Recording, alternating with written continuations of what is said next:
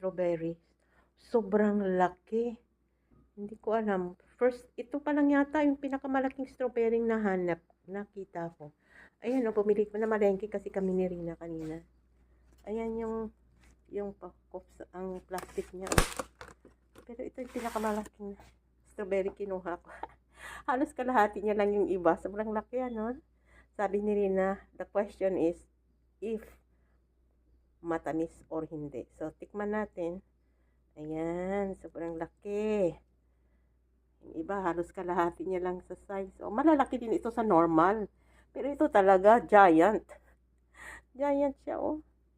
Mga, hindi ko alam kung may 2 inches ang ano nito. Ang circumference niya, hindi ko rin alam. Basta malaki siya. Malaki kaysa normal.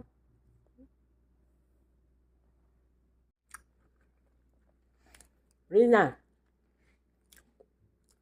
Matamis. Masarap. Yes. Oo, masarap siya. Matamis. Meaning of matamis is sweet. Ken, ayan, no? Ito yung parang bunganga or bunganga ng pulkang tala. Laki, ang sarap.